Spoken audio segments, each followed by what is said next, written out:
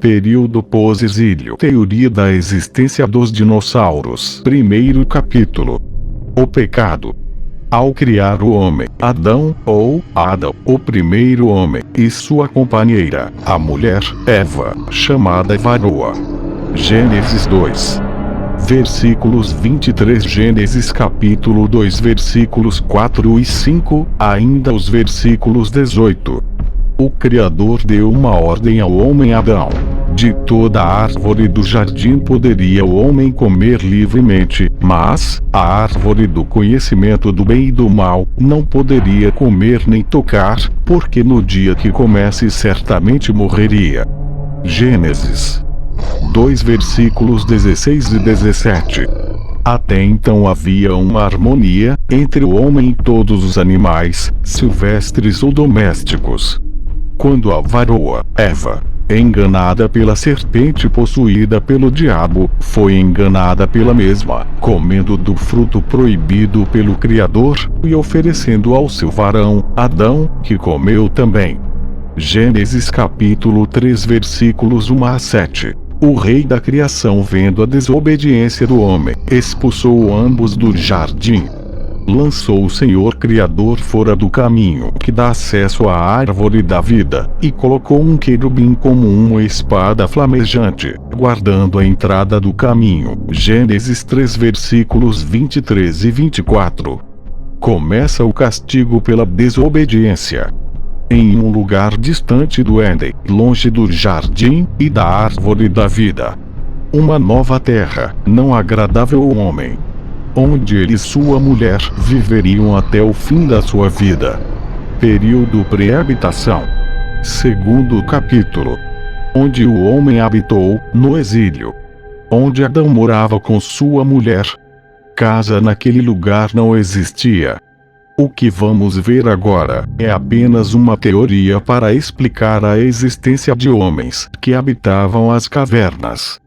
Procuraremos explicar biblicamente falando sobre este delicado assunto, não desfazendo os livros de histórias e os estudos que levaram séculos para discernir e provar que nós viemos do macaco, mas podemos metaforicamente falar desta forma. Não vulgar, mas dá de se pensar bem sobre o assunto. Adão e Eva não tinham casa, e o lugar onde estavam era cheio de animais e criaturas totalmente diferente do Éden. Os animais que outrora eram dóceis, e ele os dominava, que o próprio Adão tinha dado seus nomes. Gênesis capítulo 7 versículos 28 e capítulo 2 versículos 20, se tornaram predadores sanguinários, que não mais admiravam o homem, agora queriam matá-los. O abrigo mais seguro para Adão e Eva, sim, seria uma caverna. Imagine comigo as criaturas horrendas que habitavam este mundo. O homem viveu entre monstros gigantes que se devoravam uns aos outros. A caverna era um lugar excelente, como uma fortaleza rochosa. Terceiro capítulo. A destruição dos grandes dinossauros. Dinossauros e insetos gigantes dominavam a Terra. O homem Adão não sobreviveria aqui. Imagine agora comigo. Adão imigrou para o mais longe possível deste lugar terrível. Foi para outra parte da terra com menos perigo. E ali viveu em cabana criada pelo mesmo. O clima da primeira terra era também diferente.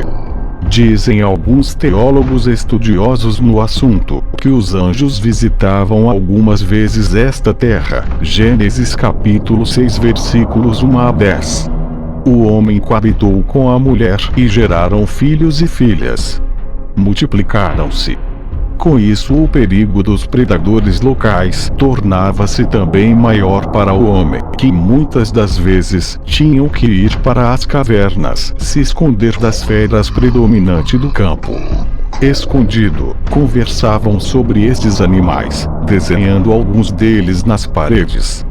Alguns homens lutavam contra estes animais e matavam, se alimentavam de alguns deles. A história está contada nas paredes de várias cavernas no mundo contemporâneo. Havia outros humanos diferentes e mais altos e mais fortes, eram híbridos, filhos de Deus com as filhas dos homens. Os Nefilins, que significa caído ou cair. Tais eram gigantes. O que aconteceu com os grandes animais do período da queda do homem? Estes habitavam um lugar fértil, floresta densa e vulcânica. Parecia que aquele lugar teria sido destruído e reconstruído. Na história pré-diluviana, os estudiosos relatam a metáfora de quando Lúcifer foi expulso do reino do Criador soberano, e procuram provar que os dinossauros morreram devido ao impacto de Lúcifer no solo. Depois disso, uma nova terra começou a surgir, a primeira terra, gerada após a queda do diabo. E Adão e Eva passaram por um período de tempo por aqui. Os monstros não sobreviveram com a mudança constante do clima da primeira terra. Morriam, um a um, e desapareceram. Os que se adaptaram estão vivos até hoje. O homem e sua família cresciam. Os Nefilins tiveram filhos híbridos também, corpo deformados, humanoides que habitaram vários lugares no planeta. Seus corpos e face eram diferentes, mais parecidos com animais do que com homem.